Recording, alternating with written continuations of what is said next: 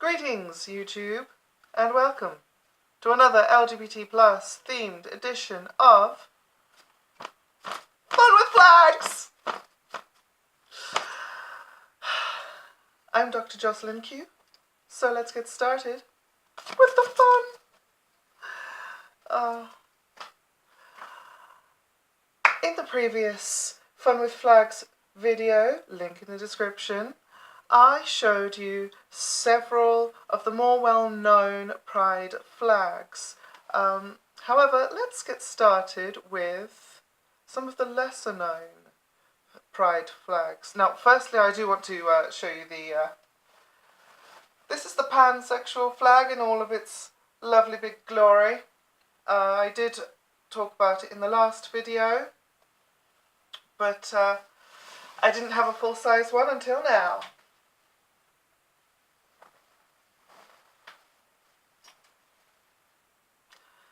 Moving on.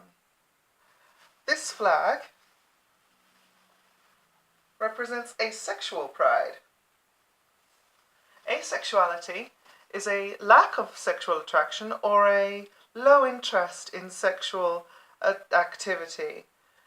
The asexual community is relatively new and not widely known, quite possibly because a lack of sexual interest causes much less public outcry than what's deemed an inappropriate sexual interest. This flag was created in 2010 through a process spearheaded by the Asexuality, Visibility and Education Network. The creation and selection was extremely democratic and took place entirely online. First, they asked for submissions, then posted all the designs in a poll. The community went through several rounds of voting and finally narrowed it down to the winner you see here. Each stripe represents an ace identity. Black for asexuality, grey for grey sexuals, the fluid area between sexuals and asexuals, and also demisexuals, people who don't experience sexual attraction unless they have an emotional connection with their partners.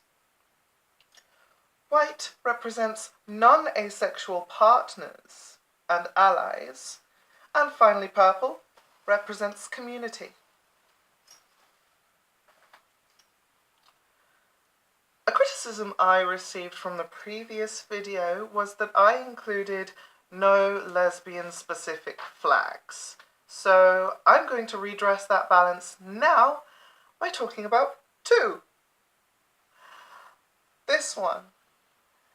This flag features a labrys, which is a double-headed axe, associated with early matriarchal Minoan societies and favoured by tribes of Amazon warriors who roamed the area that is now known as Kazakhstan.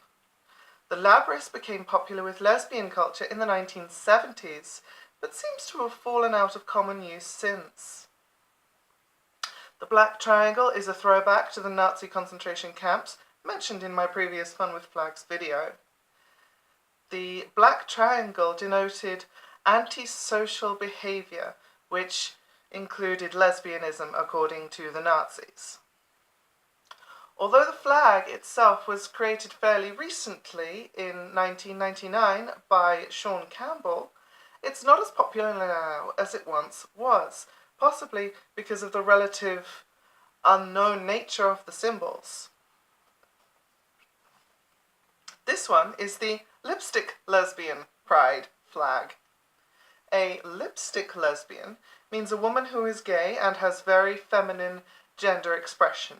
Often includes makeup, thus lipstick, as well as traditionally feminine attire like dresses, skirts, heels, and just in general a very femme expression.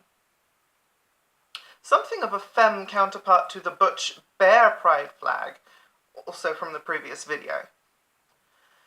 This flag appears all over the internet, but it was very hard to find information about its origin or its creator's name. But what I was able to find that it appeared around about 2010, and the creator has received some backlash over allegations of racism.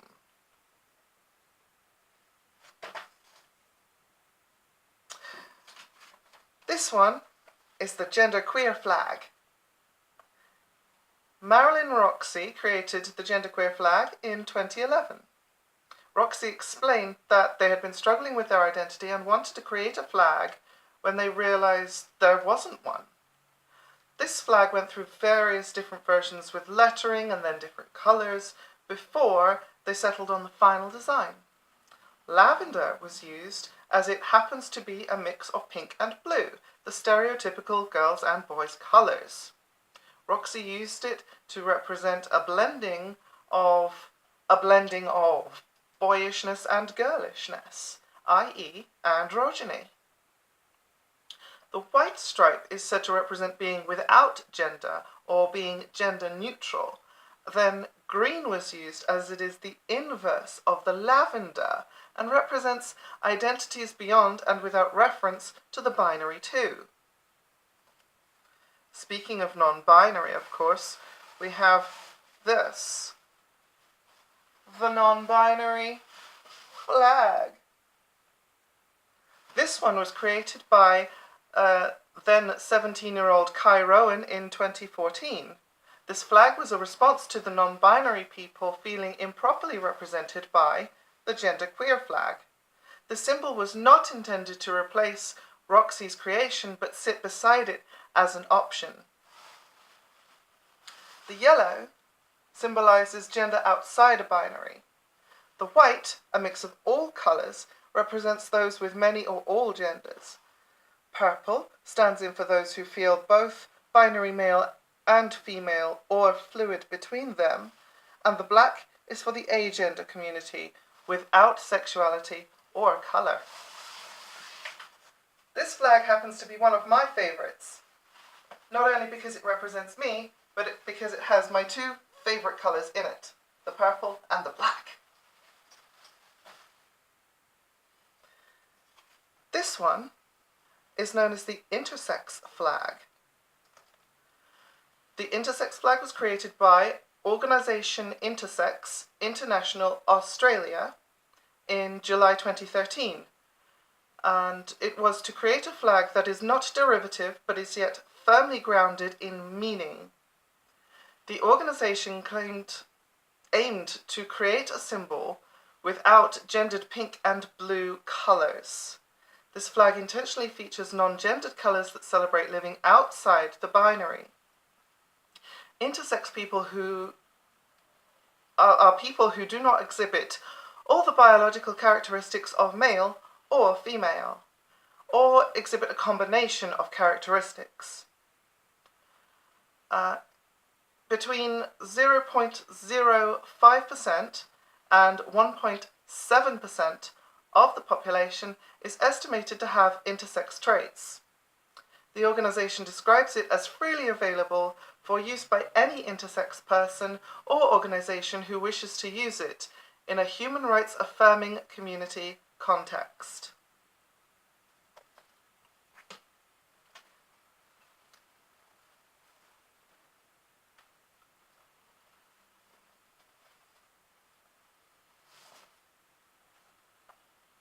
This flag represents polyamory.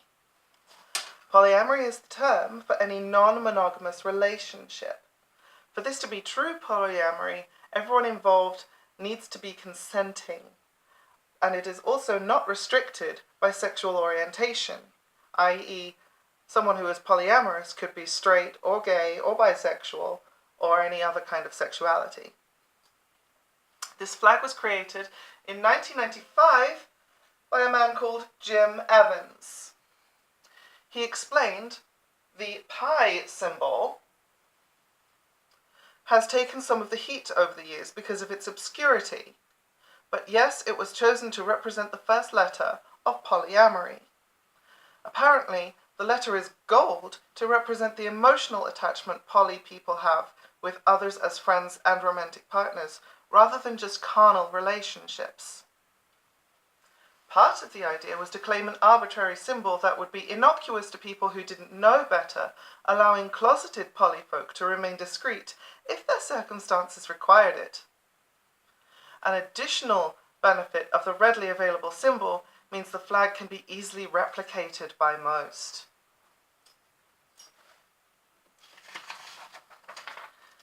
The final flag I'm going to talk about today is this one.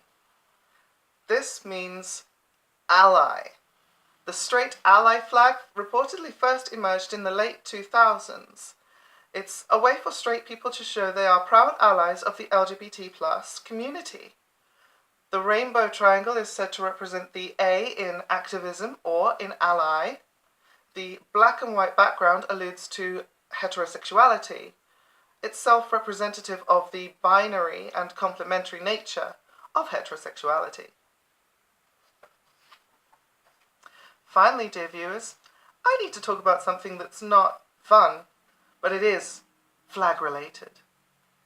Recently, my attention was brought to an article by Dan Savage, which was about another article. Link in the description, but I'm going to read it now because I also have a response to it. It's called Fox News Pundit. The Confederate flag and the rainbow flag, quote, represent the same thing, unquote. These colours don't run, they sashay, girl. The raw story.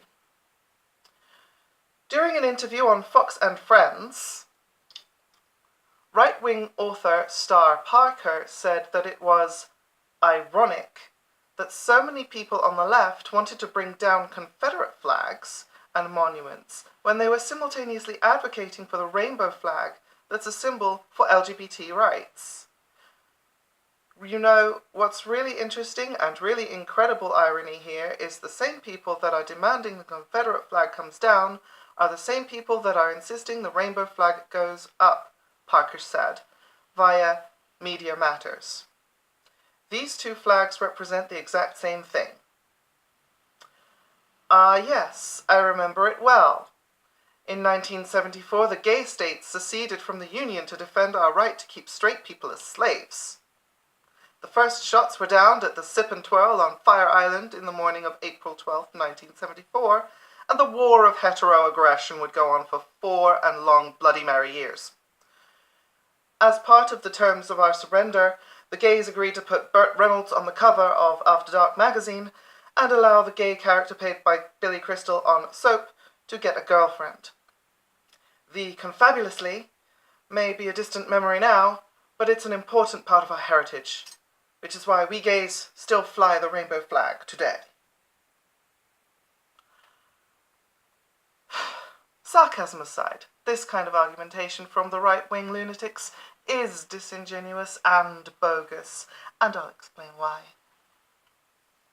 They come at it from a freedom of expression angle. If someone has the freedom and rights to express their inclusion in the LGBT plus community, why can't someone have the freedom and rights to express their support for the Confederates? The two can't be equated. When we display our pride flags, we're saying we're here, we're queer, get used to it. We're saying love is love. We are saying some people are trans, get over it. We're saying it's okay to be gay. What we're not doing is expressing our beliefs at the expense of others. That's the key difference between advocating for tolerance for a minority group who happens to be born a certain way and advocating for suppressing and abusing a minority group who happen to be born a certain way. What we're not saying is, we're here, we're queer, let's bring back slavery. We're not saying love is love, but heterosexuals ruin the institution of marriage. We're not saying some people are trans, so let's force everyone to be. We're not saying it's not okay to be straight. The difference is that we don't care what you do with your partners in private. We don't care what you cis straight people do with your bodily autonomy. Anyway, this is Dr. Jocelyn Q signing off. Until next time. Bye.